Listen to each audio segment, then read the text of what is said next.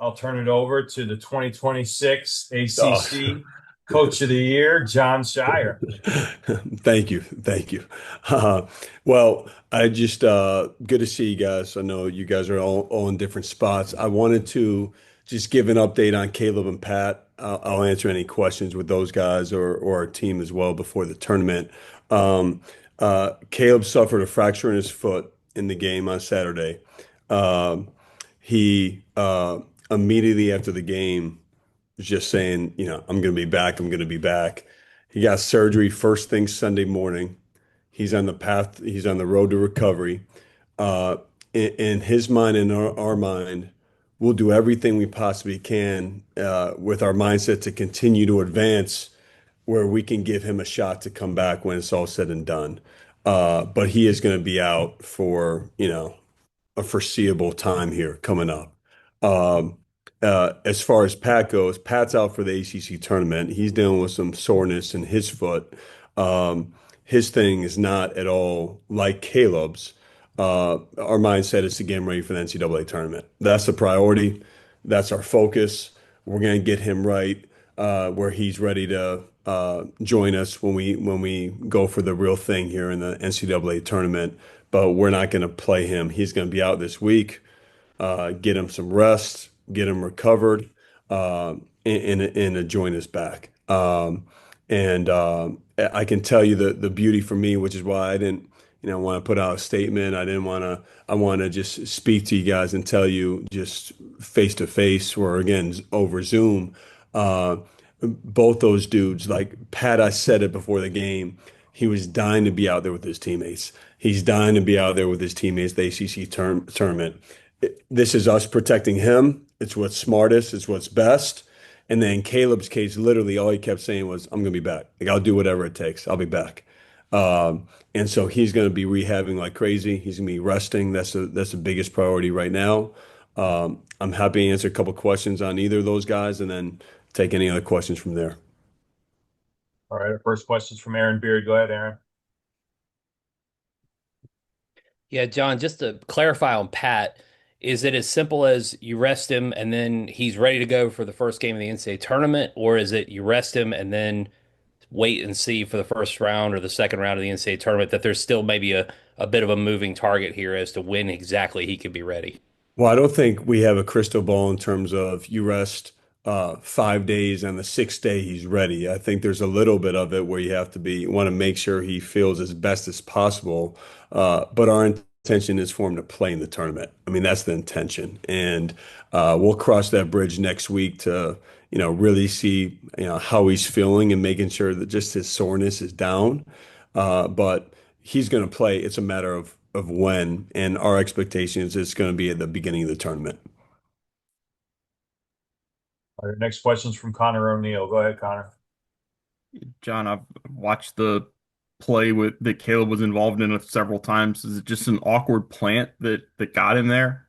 Yeah, exactly. It was just an awkward play. He lunged and it just happened. He wasn't feeling anything before it. It just happened really out of nowhere, and you hate to see it. Some things you feel are preventable, and you want to, manage it, and other things, other times, freak things happen. And I think this is one of them, with Caleb. All right, next question is from Royal Howell. Go ahead, Royal. Coach, how does this pretty much change your progression of getting, depth and, getting those role players suited for, ACC tournament and March Madness? Well, I would just say I think one, our team is determined, to come right back on Thursday and to pick up where we left off, understanding that it's different without, both of those guys, of course. I mean, those guys are a huge part of what we've done, but we're not changing the way we play. We're not changing how we defend and how we guard. I think part of the beauty of what we've done this season by playing nine guys and Darren getting back in that rotation the way that he's played, all seven guys are impactful players, and you can have a really good rotation with those guys. So now again, 3 games in 3 days, is that a lot? And I don't know. I mean, that's we don't approach it for 3 games. We approach it for one game. We have to win Thursday, and then you cross that bridge if you're fortunate to win for the next day. So for me, this isn't about changing who we are, changing our identity. Uh, I love the job that Caden Boozer has done all year long. You look at the second half, the way he controlled the game. You look at Malik's imprints all over the game.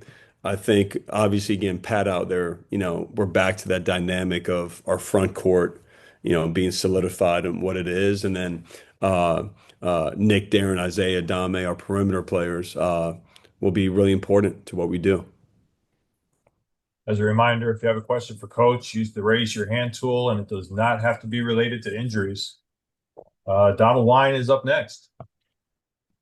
Thank you, Kyle. Good morning, Coach. I actually will break up the questions and ask you about, first of all, congratulations on winning Coach of the Year. I know you don't like to talk about yourself, so I'll ask you about your coaching staff and how they've kind of helped get you in there. I mean, the first coach to win, Duke coach to win ACC on the men's side since 2000 is a tremendous achievement. But talk about your coaching staff and how they've helped this year in getting you to have your name on that award.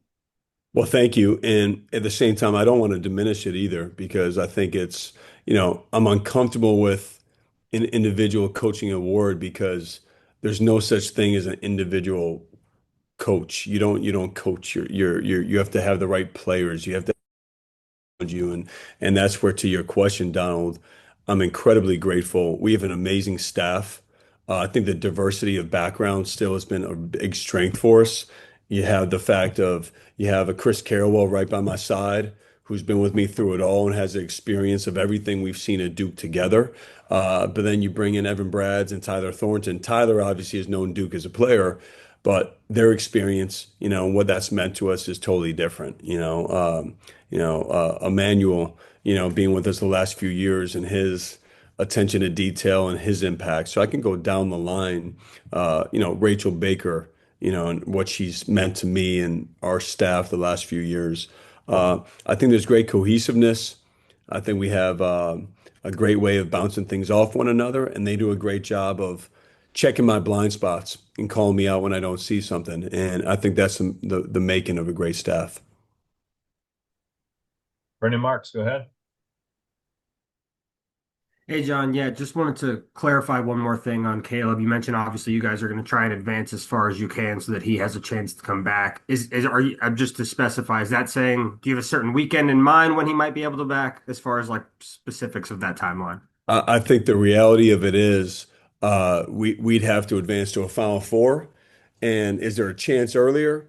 I'm not going to eliminate that, right now, but I think that's really difficult, to try to even imagine.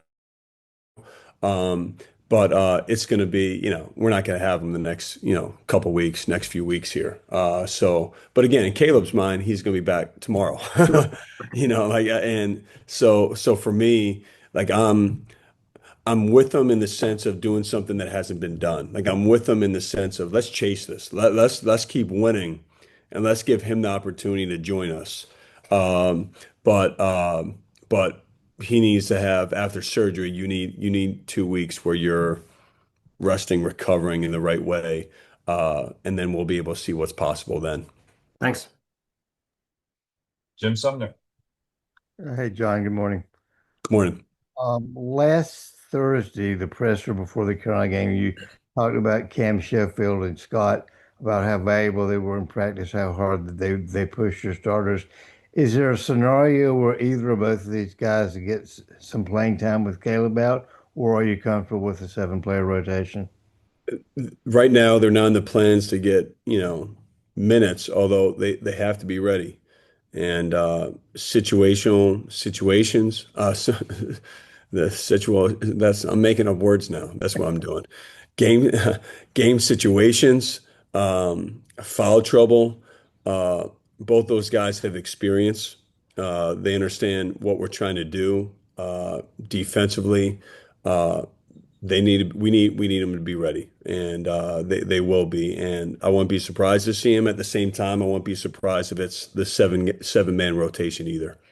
Okay. Well, let me ask you, assuming that Boozer doesn't play 40 minutes a game at point guard, I know there were some Don't games. assume that it's Well, but no, go ahead. I was going to ask you about Nick. There were some games during the year where you had him playing point guard. Is he an option for some 5 minutes a game at point guard while I KD think rest? for us, one, it's a little bit what we've done is by committee. I think it's not going to be just one guy. Uh, and when Caden's out of the game, when and if he's out of the game, I think the fact of us having multiple ball handlers, that's where it's really going to come in handy. I mean, literally 1 through 5 can initiate offense and bring up the ball. And so that's something we're going to work on today, frankly. Okay, thanks. Thanks. Ryan Murphy. Yeah, John, appreciate the time. How do you approach the ACC tournament? Obviously, with only 7 guys, and you probably want to win it, but how much do you push guys to play, 38, 39 minutes versus trying to get ready for next week? And how do you walk that line? Well, I think I said this after the game, and it's just the reality. Our goal is to be in a position to win this thing, to win the big one, and 3 games in 3 days can take a lot out of you. I don't even think we approach it thinking that way. Like for me, it's let's win Thursday. Like how can we be at our best for Thursday? How can we play to our habits? I don't want to out trick somebody, to win. Like we got to make sure we adjust and adapt and be smart with who we have. But at the end of the day, like I want us just to take it game by game. And I think approaching it to win helps you get ready for the NCAA tournament. And I think we're going to learn some new things, which I'm excited about. But yeah, that's the priority. Like, how can we be by the end of the following week, we're at our following Thursday or whatever it is. Vashti Hurt. Hi, John. I just wanted to ask from a mental standpoint, getting this news, obviously heading into the postseason, how have your players been able to process it? And how are you helping them processing losing, their floor general heading into the postseason? Well, I think simply put, our guys are heartbroken for Caleb. Heartbroken for him. These guys love him. I thought that was part of why we stepped up in a big way in the second half was just, having his back. At the same time, you're not going to see us make any excuses. You're not going to see us flinch because that's what Caleb would want and that's what we owe him. And so for our guys, I think there's still an incredible belief in what we can do, how we can play, how we can win. Got to be tighter in the margins and things we have to clean up and all that. But unfortunately, I've been in this position before. Last year in the ACC tournament, I didn't plan on going into the tournament without Malik and Cooper, and we did. And so I think this is part of what a team is all about, stepping up. And if this creates more doubt or whatever it is, I think the belief that we have in this locker room, if you saw the way that our guys talk and how we act and how we practice, the belief is there 100%. And we're not going to make any excuses. We got to have Caleb's back. We got to get Pat back healthy as quickly as possible, and we'll be ready to roll.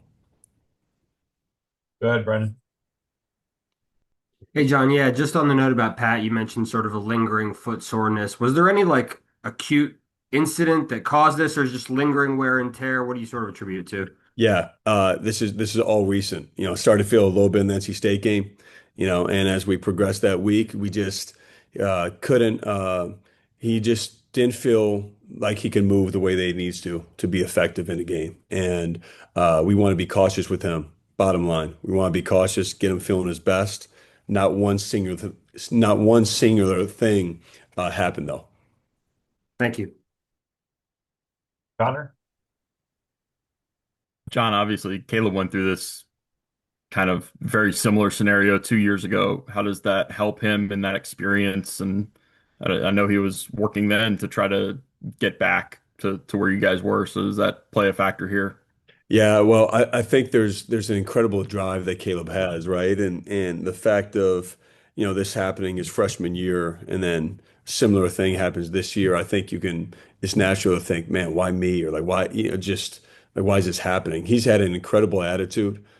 his focus has been fully on how I'm coming back from this. But I do know his leadership doesn't stop just because he's not on the floor. I think one of the most valuable things that he's done for our team this year, outside of making threes and defending and doing all of that good stuff, his voice, man, like is huge for our team. I think part of what I attributed our response to losing and what our team has done since then is what Caleb has done behind the scenes in our team meetings, his voice in practice, before practice. So that's not going to stop. And I think that's the thing he knows he can control while he's rehabbing and getting back ready to go. Is that all? All right, those are all the questions Okay. we have. All right. Thank you, guys. See you guys Thanks, in Coach. Charlotte. All right. Take care.